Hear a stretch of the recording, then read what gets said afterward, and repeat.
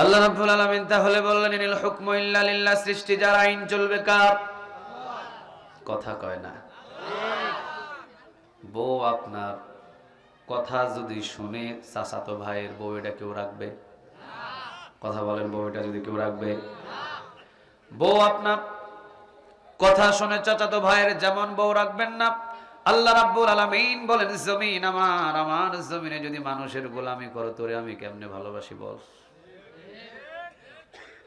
জমিন তো আমার, সৃষ্টিও তো তুই আমার, তোকে আমি করেছি, খাবারও তো আমি দিলাম, নিঃশ্বাসও তো আমি দিলাম, ছাড়ার শক্তি দিলাম, নেওয়ার শক্তি দিলাম, ঠিক না বেটি?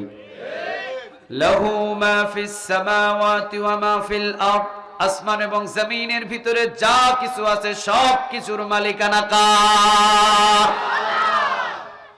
আপনার মালিক কিছুই নাই, সব কিছুর মালিক একজন। আওয়াজ দিয়ে বলেন তিনি কে? আল্লাহ নিজে বলছেন ইনিল হুকমু ইল্লা লিল্লাহ, সৃষ্টি যার আইন চলবে কার? আরো জোরে বলেন কার? ওই সূর্য যেহেতু আল্লাহর হুকুম মানে, ওই চন্দ্র যেহেতু আল্লাহর হুকুম মানে, ওই সাগরের পানি যেহেতু আল্লাহর হুকুম মানে, মাথার চুল যেহেতু আল্লাহর হুকুম মানে, আমাকে আর আপনাকেও আল্লাহর হুকুম মতোই জমিনে চলতে হবে, ঠিক না ঠিক? আল্লাহ আমাদের সবাইকে এই বুঝটা দান করুক, বলেন আমিন। আর একটু জোরে বলেন আমিন। মাহফিলে এসে কি আপনাদের কষ্ট হচ্ছে? কোরআনের মাহফিলে বসলে কি গুনাহ হয়? দোকানে বসলে খুশি হন তিনি কে? বলতে পারে না। দোকানে বসলে খুশি হন তিনি কে? মাহফিলে বসলে খুশি হন তিনি কে? আমরা কি দোকানের পক্ষে না পক্ষ নিব কার? দোকানের পক্ষ নয়, পক্ষ নিব কার? এই জমিনে মসজিদ হবে, এই জমিনে মাদ্রাসা হবে, এই জমিনে কোরআনের মাহফিল হবে, এই জমিন থেকে যাত্রা গানকে বিদায় করে দিতে হবে। শয়তানের কোন জায়গা বাংলার জমিনে অসরণ করতে পারে? মসজিদ মাদ্রাসা দিয়ে বাংলার জমিনটা আমরা ভরিয়ে দিব ইনশাআল্লাহ। আরো জোরে বলেন ইনশাআল্লাহ। এই জন্যই জয় বাংলার দিন শেষ করে ইনশাআল্লাহ বলেন। আর একটু জোরে বলেন ইনশাআল্লাহ। 98% মুসলমান, 98% মুসলমান এই বাংলার জমিনে যতদিন পর্যন্ত কোরআনের রাজ এই বাংলার জমিনে কায়েম হবে না, ততদিন পর্যন্ত কোরআনওয়ালাদের পৃথিবীর কোন শক্তি থামাতে পারবে না। একটা শক্তি কোরআনের পক্ষে কাজ করেই যাবে ইনশাআল্লাহ। আরো জোরে বলেন ইনশাআল্লাহ। কারণ এই কোরআনের জন্য যদি জীবন দিই, বিনা হিসাবে জান্নাতে নিয়ে যাবেন তিনি কে? আল্লাহ। আরো একটু জোরে বলেন তিনি কে? হযরত সাআদ সালামী রাদিয়াল্লাহু তাআলা আনহু, তিনি বয়স একটু বেশি হলেন, বয়সটা বেড়ে গেল একটু বেশি, ঈমান আনতে বড্ড দেরি করে ফেললেন। বিশ্বনবীর জবান থেকে শুনলেন লা ইলাহা ইল্লাল্লাহ মুহাম্মাদুর রাসূলুল্লাহ সাল্লাল্লাহু আলাইহি ওয়াসাল্লাম। কালিমা পড়ে মুসলমান হয়ে গেলেন। ঘর ছাড়লেন, বাড়ি ছাড়লেন, টাকা ছাড়লেন, পয়সা ছাড়লেন, সব কিছু ছেড়ে দিলেন। মদিনাতে এসে বসবাস করা শুরু করলেন। এক লুঙ্গি এক জামা। সুবহানাল্লাহ বলবেন না? কোরআন মেনে নেওয়ার কারণে ঘর ছাড়লেন, বাড়ি ছাড়লেন, পরিবার ছাড়লেন, আত্মীয় স্বজন সব কিছু ছেড়ে দিলেন। এক লুঙ্গি এক জামা দিয়ে বসবাস শুরু করলেন মদিনায়। কিন্তু এক লুঙ্গি আর এক জামা দিয়ে বসবাস শুরু করলেন মদিনায়। ঘর ছাড়লেন, বাড়ি ছাড়লেন, টাকা ছাড়লেন, পয়সা ছাড়লেন, ধরলেন একজন মালিককে। আওয়াজ দিয়ে বলেন তিনি কে?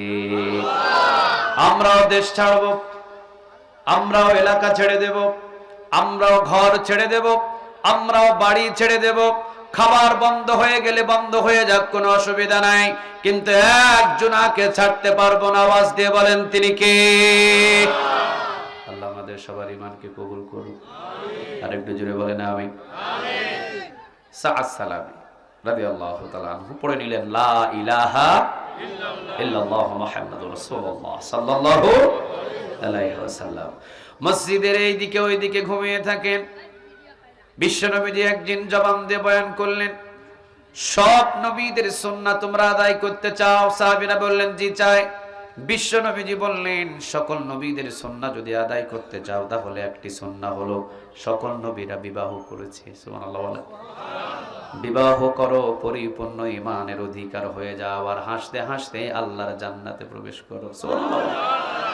সাদ সালামী রাদিয়াল্লাহু তাআলা আনহু চিন্তিত হলেন, ঘর নাই, বাড়ি নাই, টাকা নাই, পয়সা নাই, কোনো কিছুই নাই। কে আমার সাথে ঈমান মজবুত করার জন্য কোন মেয়ে আমার সাথে বিবাহ দেবে? দাঁড়ে দাঁড়ে ঘুরলেন। বয়স একটু বেশি, বয়স কথা কয় না, বয়স কুষ্ঠরোগের দাগ ছিল, বসন্তের দাগ মুখের ভিতরে, চেহারাটা তেমন উজ্জ্বল নয়, কালো বর্ণের চেহারা, বসন্তের দাগ, তেমন চেহারার ভিতরে আকর্ষণ ছিল না, কিন্তু ঈমানটা ছিল দুর্বল না শক্তিশালী? আল্লাহু আকবার। এমন ঈমান ছিলেন সাদ সালামী রাদিয়াল্লাহু তাআলা আনহু। সাদ সালামী রাদিয়াল্লাহু তাআলা আনহু দাঁড়ে দাঁড়ে ঘুরলেন, কেউ মেয়ে দেয় না বিয়ের জন্য। মসজিদে নববীতে ঢুকে বিশ্ব নবীর সামনে গিয়ে বললেন, ইয়া রাসূলুল্লাহ, আমরা বিবাহ করায়া দেন। সুবহানাল্লাহ বলেন। কি করায়া দেন? কথা কয় না, কি করায়া দেন? নবী গো, আমরা বিবাহ করায়া দেন।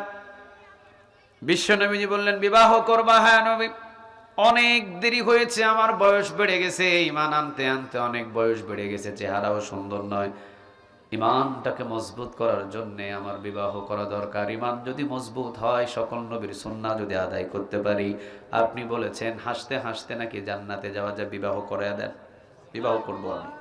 বিশ্বনবী বললেন, কেন, তোমাকে কি কেউ মেয়ে দেয় না? কয় না। দেখেন তো চেহারার ভিতরে আমার বসন্তের দাগ। নবী গো, চেহারার ভিতরে বসন্তের দাগ এক নাম্বার। দ্বিতীয় নাম্বার, এই পরনের লুঙ্গি আর জামা ছাড়া কিছু নাই। আল্লাহু আকবার। কিছুই নাই। নবী, তাহলে কে বিবাহ দেবে আমার সাথে? নবী আপনি বলেন, যার কাছে দেয় সে আমার কাছ থেকে দূরে চলে যায়। বিশ্ব নবী এবার বললেন, শোনো সাদ সালামী, মদিনার ভিতরে সবচাইতে সুন্দরী যে নারী আছে, ওই নারী আল্লাহ রাব্বুল আলামিন তোমার জন্য কবুল করে ফেলেছে। তুমি বিয়ে পাবে না মানে এটা কোনো কথা হলো? এই মদিনার ভিতরে সবচাইতে সুন্দরী যে নারী আছে, ওই নারীর সাথে তোমার বিবাহ হবে। এমন নবী কথা বললেন, যেই নবীটা হা বললে হালাল, যেই নবী না বললে হারাম, যেই নবী আঙ্গুল উঁচু করলে চন্দ্র দুই টুকরা করে দেন, তিনি কে? আর ওই নবী পা যদি উঁচু করেন মেয়েরা যে নিয়ে চলে যান, তিনি কে? সুবহানাল্লাহ বলবেন না? পা যদি উঁচু করেন নবীরে মেয়েরা যে নিয়ে চলে যান, তিনি কে? কোন নবী? হা বললে হালাল, না বললে হারাম। আঙ্গুল উঁচু করলে চন্দ্র দুই টুকরা হয়ে যায়, পা উঁচু করলে সোজা মেয়েরা যে চলে যায়। আল্লাহু আকবার। এমন নবী যখন বলে দিলেন, মদিনার সবচেয়ে সুন্দরী নারীর সাথে তোমার বিবাহ হবে, সাহাবী খুশিতে আত্মহারা। আল্লাহু আকবার। নবী, এই মদিনার সবচেয়ে সুন্দরী নারীর সাথে আমার বিবাহ হবে। হ্যাঁ, আমি বিশ্বনবীজি বলে দিলাম, এই মদিনার সবচেয়ে সুন্দরী নারী তোমার সাথে বিবাহ হবে। চিৎকার দিয়ে পড়েন আল্লাহু আকবার। তোমার ঘর নাই তাতে কি হয়েছে? বাড়ি নাই তাতে কি হয়েছে? সংসার নাই তাতে কি হয়েছে? টাকা নাই তাতে কি হয়েছে? চেহারায় বসন্তের দাগ তাতে কি হয়েছে? সবচেয়ে সুন্দরী নারীর সাথে তোমার বিবাহ হবে। চিৎকার দিয়ে পড়েন আল্লাহু আকবার। বিশ্বনবী মসজিদে নববীতে সাহাবীদেরকে বললেন, বলো কার এই মদিনাতে সুন্দরী নারী আছে, কার মেয়ে আছে? একজন সাহাবী বললেন, নবী অমুক। অমুক সাহাবীর একজন মেয়ে আছে খুব সুন্দরী। বিশ্বনবী বললেন, যাও সাদ সালামী গিয়ে বলো আমি বিশ্বনবী তোমারে পাঠিয়েছি। সুবহানাল্লাহ। সাদ সালামী বললেন, না, এমন ভাবে পাঠালে আমি যাব না। কিভাবে পাঠাতে হবে? লিখে দিতে হবে। আপনি লিখে দিবেন আর আপনার সিলমোহরটা আপনি মেরে দিবেন, তাহলে বোঝা যাবে যে আপনি স্বয়ং পাত্রকে আপনি পাঠাইছেন। সুবহানাল্লাহ বলেন। মুখে আমি যদি বলি আমাকে অবিশ্বাস করতে পারে। আপনি লিখে দেন। বিশ্বনবীজি বললেন, লিখে দিতে হবে। ঠিক আছে, দাও, লিখে দিলাম। লিখে দিলেন। বিশ্বনবীর পক্ষ থেকে পাত্র পাঠালাম অমুকের মেয়ে অমুকের কাছে। সুবহানাল্লাহ বলেন। পাত্র নিয়ে সাহাবীর সামনে ফেলে দিয়ে বললেন, পত্র এসেছে আপনার কাছে। পাত্র যদি দেখার যদি প্রয়োজন হয় সামনে তাকান। এই যে দেখেন, কালো কুচকুচা পাত্র আমি, চেহারার ভিতরে কোনো লাবণ্য নাই, কোনো সৌন্দর্য নাই। ঈমান আনতে গিয়ে সবকিছু হারিয়ে ফেলেছি, বাড়ি ঘরে সবকিছু ফেলে দিয়েছি, শুধু ধরে নিয়েছি লা ইলাহা ইল্লাল্লাহ, লা ইলাহা ইল্লাল্লাহ, লা ইলাহা ইল্লাল্লাহ, মুহাম্মাদুর রাসূলুল্লাহ সাল্লাল্লাহু। আজ পর্যন্ত পৃথিবীর ভিতরে ঈমানের উপরে অটল থাকতে গিয়ে দোষ না করেও ফাঁসির কাস্টে ঝুলতে হয়। আজ পর্যন্ত ঈমানের উপরে অটল থাকতে গিয়ে দোষ না করেও 13 বছর জেলখানায় থাকতে হয়। কয়েকজন কইছে ঠিক।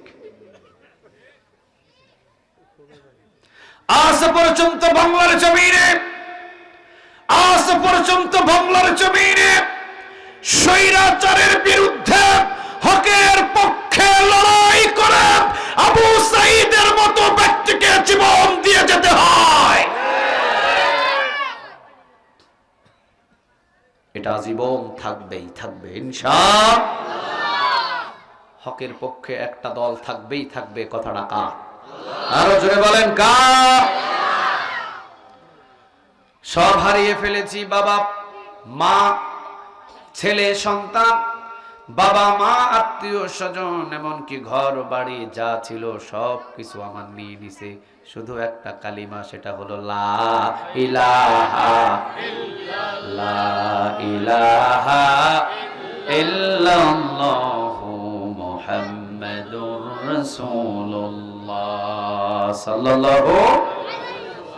কিছু নাই, তাকিয়ে দেখেন আমি ছেলে, ঘর নাই, বাড়ি নেই, টাকা নাই, পয়সা নাই, কোনো কিছুই নাই।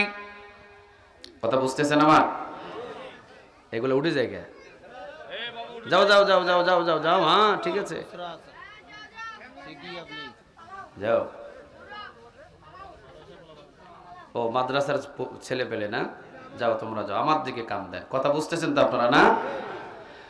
এই যে নেন, বিশ্বনবী পাঠিয়েছেন, বিশ্বনবীর পক্ষ থেকে পাত্র আমি, পত্রটা হলো বিশ্বনবী নিজে লিখে পাঠিয়েছেন। দেখেন সিলমোহর ঠিক আছে কিনা, সুবহানাল্লাহ বলেন।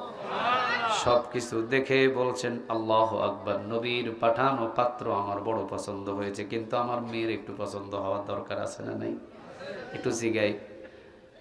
পর্দার আড়াল থেকে বললেন, মা তোমার জন্য পৃথিবীর কেউ পাত্র পাঠায় নাই, আল্লাহর পরে যার সম্মানের স্থান তিনি হলেন মুহাম্মদ সাল্লাল্লাহু। বিশ্বনবী পাত্র পাঠিয়েছেন মা, বিশ্বনবী পত্র পাঠিয়েছেন, সাথে সাথে পাত্র পাঠিয়েছেন, মা তুমি যদি রাজি থাকো তাহলে আমি এই ছেলের সাথেই তোমাকে বিবাহটা দিয়ে দিতে পারি।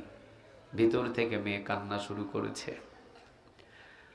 প্রথম জিজ্ঞাসাতে কোনো উত্তর নাই, দ্বিতীয়বার জিজ্ঞাসায় কোনো উত্তর নাই, কান্না শুরু করেছেন, মজা করলেন। মনে হয় বয়স্ক সাহাবী, এমনকি চেহারাও বসন্তের দাগ, ঘর নাই, বাড়ি নাই, টাকা নাই, পয়সা নাই, কোনো কিছুই নাই। মেয়ে মনে হয় রাজি নাই। বলে দিলেন, যাও বাবা, আমি যদিও রাজি ছিলাম, কিন্তু আমার মেয়ে যেহেতু রাজি না, সেহেতু এই ঘরে এইভাবে বিবাহ করা সম্ভব।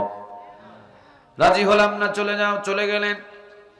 মনটা একটু বেজারি হলেন।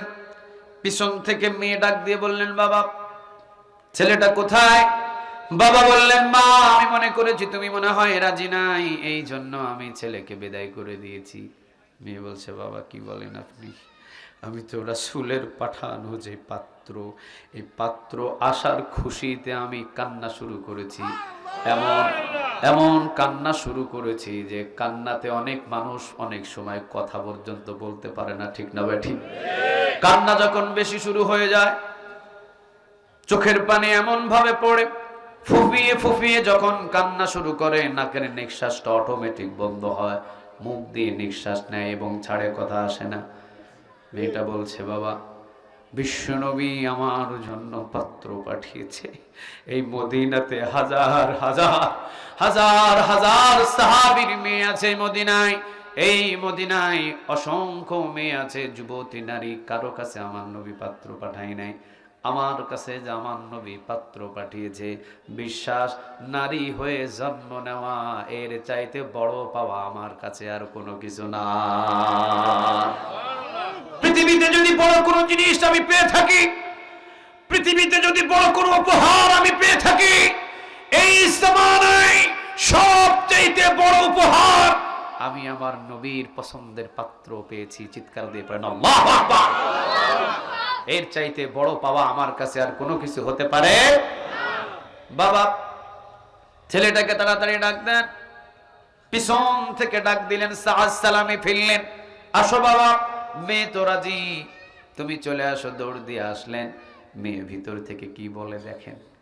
মেয়ে বলছে, বাবা বিয়েটা কিন্তু আজকে রাতের ভিতরে, আজকে দিনের ভিতরেই করে ফেলতে হবে। বাবা গো, আজকে দিনের ভিতরে কিন্তু বিয়ে করে ফেলতে হবে, এমন কি অল্প সময়ের ভিতরে বিয়ে করে ফেলতে হবে। বিশ্বনবীর পাঠানো পাত্র, এটার দাম কিন্তু অনেক বেশি। বিশ্বনবীর পাঠানো পাত্র, এটার দাম কিন্তু অনেক বেশি। আমি কিন্তু এটাকে কখনো ছাড়তে চাই না।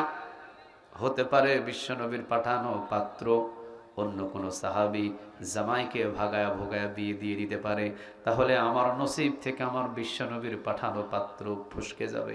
আমি এটাকে কখনো আমার কাছ থেকে দূরে ছেড়ে দিতে চাই না। বাবা আজকে দিনের ভিতরে যত দ্রুত পারা যায় বিশ্বনবীর পাঠানো পাত্রকে আমি বিবাহ করে ফেলতে চাই। সালামি খুশি হয়ে গেলে, এই কে বাঁশি বাজায় কে রে? হ্যাঁ বাঁশি বাজায় না, এইদিকে কান্দে। সাআদ সালামি রাদিয়াল্লাহু তাআলা আনহু তিনি দৌড় দিলেন, বাবা বিবাহের বাজার করো, বাজার করে তাড়াতাড়ি দ্রুত ভাবে চলে আসো, বিবাহের জন্য প্রস্তুত নাও, বিবাহের প্রস্তুত নিয়ে দ্রুত চলে আসো। সাআদ সালামি দৌড় দিলেন মসজিদে নববীতে, বিশ্বনবীর সামনে গিয়ে বললেন, নবী গো, বাবাও রাজি, মেয়েও রাজি, আমিও রাজি, বিয়ে করব, বিয়ের জন্য এখন আপনি টাকা দেন। সুবহানাল্লাহ বলবেন না? বিশ্বনবী বললেন, মেয়ের ব্যবস্থা তো আমি করে দিলাম, সবকিছু আমি করে দিলাম, আবার কি টাকাও আমাকে দিতে হবে। সাআদ সালামি কেঁদে দিয়ে বললেন, ইয়া রাসূলুল্লাহ, ঈমান আনতে গিয়ে লোহার যে একটা আংটি বিবিকে উপহার দিব এমন ক্ষমতা এই সাআদ সালামির নাই। কেমন ছিলেন সাহাবীদের জীবন? আজকে আপনার বাড়িতে কোনো খাবারের অভাব নাই, আজকে আপনার বাড়িতে পোশাকের অভাব নাই, আজকে আপনার বাড়িতে কোনো কিছুর অভাব নাই, কিন্তু ঈমানের অভাব, ঠিক না বেঠিক? সব কিছু আছে, ঈমান নাই। অথচ উহুদের প্রান্তরে একজন সাহাবী শহীদ হয়ে গেছেন।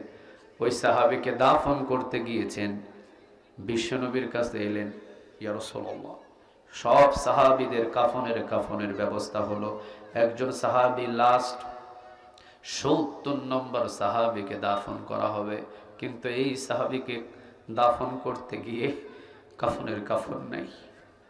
বিশ্বনবীজি বললেন, এমন একটা ছোট কাফনের ব্যবস্থা হলো, মাথা ঢাকলে পা বাহির হয়ে যায়, পা ঢাকলে মাথা বাহির হয়ে যায়। বিশ্বনবীজি বললেন, মাথার দিকে ঢেকে দাও, আর পায়ের দিকেই নামক একটা গাছের অথবা কোনো ঘাস জাতীয় দিয়ে হাঁটুর নিচ পর্যন্ত ঘাস দিয়ে ঢেকে দাও। মনে রেখে দিও, এমন একদিন যুগ আসবে, খাবার থাকবে, সব কাপড় থাকবে, কিন্তু ঈমানের বড় অভাব হয়ে যাবে, ঠিক না ঠিক? বদরের প্রান্তরে নয়, উহুদের প্রান্তরে সাহাবীকে দাফন করবেন, কাফন নাই। আজকে কাফনের অভাব নাই, কিন্তু শহীদের অভাব, ঠিক না ঠিক? শহীদের অভাব। সাআদ সালামি রাদিয়াল্লাহু তাআলা আনহু বিশ্বনবীরে বললেন, নবী টাকা দেন। টাকাও নাই, পয়সাও নাই, কিছু নাই, বিবাহের বাজার করার জন্য তো টাকা দিতে হবে, তাছাড়া আমি বাজার করব কেমনে, আপনি টাকা দেন। বিশ্বনবীজি টান হাত দিয়ে দেখলেন যে না, বিশ্বনবীর পকেটেও নাই। বিশ্বনবীজি বললেন, আমার একটা জামাতা আছে, নাম হলো ওসমান। সুবহানাল্লাহ। কি নাম? কথা কয় না, কি নাম? ওসমান। তার দাম দেখে স্বয়ং অবাক হয়ে গেছেন। তিনি কে? আল্লাহু আকবার। চিন্তা করে দেখেন, এমন দান করেছে আল্লাহ পর্যন্ত অবাক হয়ে গেছে। চিৎকার দিয়ে পড়েন আল্লাহু আকবার। খন্দকের যুদ্ধে যাচ্ছেন নবী, খন্দকের যুদ্ধের ব্যবস্থাপনা করছেন।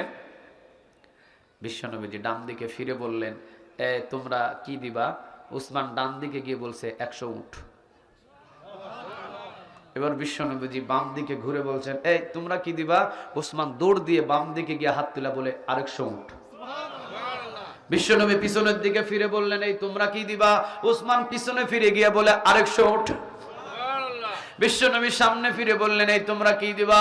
ওসমান দৌড়ে এসে সামনে বলে 150 উট। 400 উট যখন দিলেন, বিশ্বনবীজি বললেন, ইয়া রব, আজকে ওসমানের দান দেখে আমি বিশ্বনবী ওসমানের উপরে রাজি হয়ে গেলাম, খুশি হয়ে গেলাম। আল্লাহ তুমি রাজি হয়ে যাও। রাজি হয়ে গেলেন, আওয়াজ দিয়ে বলেন তিনি কে? কি দান! বিশ্বনবীর কাছে একজন ভিক্ষুক এসেছে, বলতেছেন, ইয়া রাসূলুল্লাহ, আমাকে একটা উট হাদিয়া দেন। কি কথা কয় না কি? বিশ্বনবীজি টাকা দিলেন, টাকা নেবে না। খাবার দিলেন, খাবার নেবে না। কিন্তু তুমি খাবার নাও না, টাকাও নাও না। আমি তো টাকা নেওয়ার জন্য আসি নাই, খাবার নেওয়ার জন্য আসি নাই। কি জন্য আসছো? আমাকে একটা উট দেবেন। উটের উপরে করে বোঝাই বহন করে মানুষদের কাজকর্মগুলো আমি করে দিব, ইনকাম করব, টাকা কামাবো। আর ভিক্ষা করতে ভালো লাগে না। কারণ ভিক্ষা যদিও হালাল, এটাকে অপছন্দ করেন একজন, তিনি কে? করবো না, আপনি উট দেন। বিশ্বনবীজি বললেন, উট আমি কোথায় থেকে দিব? আমি এমন রাসূল যা এক বেলা খাইলে 3 বেলা আমাকে রোজা থাকতে হয়। বিশ্বনবীজির জিন্দেগি ছিলেন এমন। ফজর নামাজ মসজিদে নববীতে পড়তেন। ফজর নামাজ পড়ে উনি সব বাইতুল মাল বিলিয়ে দিতেন। সূর্য যখন একটু উপরে উঠতেন, ঘরে গিয়ে বলতেন, নাস্তা কি আছে, খাবার দাও, আজকে অনেক কষ্ট হয়েছে। বিবি বলতেন, ইয়া রাসূলুল্লাহ, পানি ছাড়া দ্বিতীয় কোনো ঘরে খাবার নাই। রাসূল বললেন, কষ্ট নিও না, আজকে আল্লাহর জন্য রোজা রেখে দিলাম। অথচ রাষ্ট্রপ্রধান,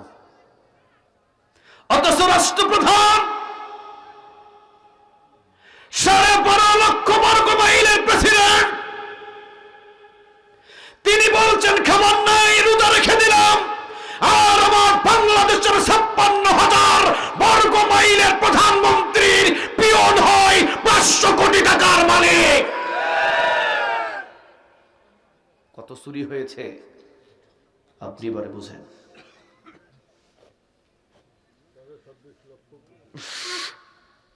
আল্লাহ আমাদের সবাইকে বুঝ দান করুক, বলেন আমিন। আরো জোরে বলেন আমিন। জালিমের পক্ষে যদি কেউ কথা বলে, সেও জালিম। জালিমকে যদি এক গ্লাস পানি কেউ খাওয়ায়, সেও জালিম। জালিমের ছবি যদি কেউ ঘরের ভেতরে লটকায় রাখে, সেও জালিম। জালিমের পক্ষে যদি ফেসবুকে একটা লাইক দেয়, সেও জালিম। জালেমের পক্ষে যদি কেউ মোবাইলের ভিতরে কোনো পোস্টের ভিতরে কমেন্ট করে, সেও জালেম। তুমি বুঝতেছো না যে তুমি কার পক্ষে হাঁটছো? তোমার হায়াত কয়দিন? তোমাকে চোখ দেওয়া হয়েছে সাদাকে সাদা চিনার জন্য, কালোকে কালো চিনার জন্য। আল্লাহ কিয়ামতের ময়দানে সর্বপ্রথম আল্লাহ যখন বলবে, তোমাকে চোখ দিয়েছিলাম, দিমাগ দিয়েছিলাম, বুদ্ধি দিয়েছিলাম কালোকে কালো চিনার জন্য, সাদাকে সাদা চিনার জন্য, কিন্তু তুমি কালোকে করছো সাদা, সাদাকে করছো কালো, এটার জন্যই তোমার কোনো হিসাব লাগবে না, সোজা জাহান্নামে চলে যাও। আপনি জানেন এই বাংলার জমিনে জালেমকে দেশের টাকায় হেলিকপ্টার কিনা, দেশের টাকায় হেলিকপ্টারের তেল কিনা, দেশের টাকায় পুলিশের বেতন দেওয়া, দেশের টাকায় পুলিশের হাতের বন্দুকটা ক্রয় করা, দেশের মানুষকে যারা হত্যা করে তারা জালিম ছাড়া ভালো মানুষ হতে পারে না।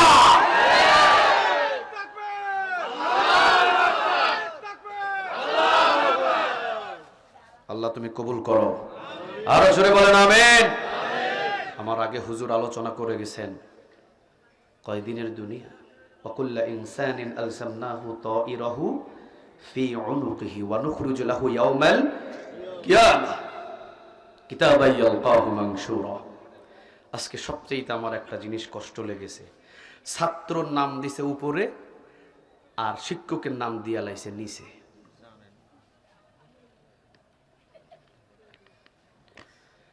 হযরত মাওলানা নুরুল আমিন স্যার, উনি আমার শিক্ষক সমতুল্য,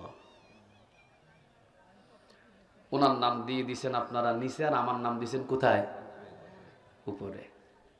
ছেলের নাম দিছে উপরে, বাবার নাম দিছে কোথায়? নিচে। এরকম কখনো আর সামনের দিক থেকে যেন আর না হয়। আমি স্যার কই স্যারকে আপনি খাড়ান না, স্যারকে আমি মেসেজ করে বলেছিলাম, স্যার আপনার মাহফিল আমি যাব না। উনি বলেছিলেন কেন হুজুর? আমি বলেছি পোস্টার পরিবর্তন করেন। উনি বলল কেন? আমি বলছি কেন নয়, আমার শিক্ষকের নাম উপরে থাকতে হবে। যেই মানুষটা 30 বছর পর্যন্ত ময়দানে কোরআনের হক কথা বলে গেছে, তার সম্মান আমার মাথার উপরে। আমি বলেছিলাম স্যারকে, স্যার আপনি পোস্টার পরিবর্তন করেন, এছাড়া আমি মাহফিলে যাব না। স্যার আমাকে একটা নিশ্চয়তা দিয়েছিলেন, হুজুর আমি দেখছি বলে আজ পর্যন্ত দেখতেছে, শুধু পোস্টার হয়তো বাহির হয়ে গেছে, এই জন্য আর কিছু করা সম্ভব হয় নাই। বসেন স্যার। কিন্তু আমি এটাতে সবচাইতে বড় কষ্ট পেয়েছি, আমি হুজুরের সামনে, আমার স্যারের সামনে আমি মাথা তুলে দাঁড়াতে পারছি না।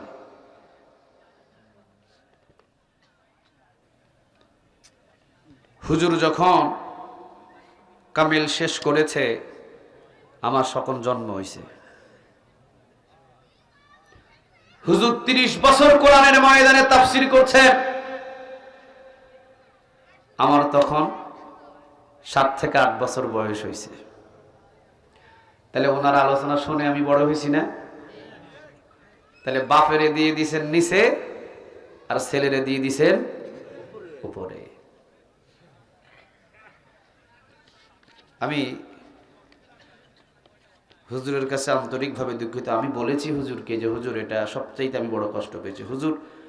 হুজুর তো খুব ভালো মানুষ, উনি খুব সুন্দরভাবে আমাকে বুঝিয়ে দিয়েছেন। আমিও ওনার কথায় বলেছি ঠিক আছে হুজুর, তবে আমি অনুমতি নিলাম, আমি স্টেজে গিয়ে আমি 2টা কথা বলবো, আপনাকে অনুমতি দিতে হবে। উনি বলছেন না তুমি বলতে পারবে না, হুজুর নিষেধ করেছেন, তারপর আমাকে বলতে বাধ্য হতে হলো।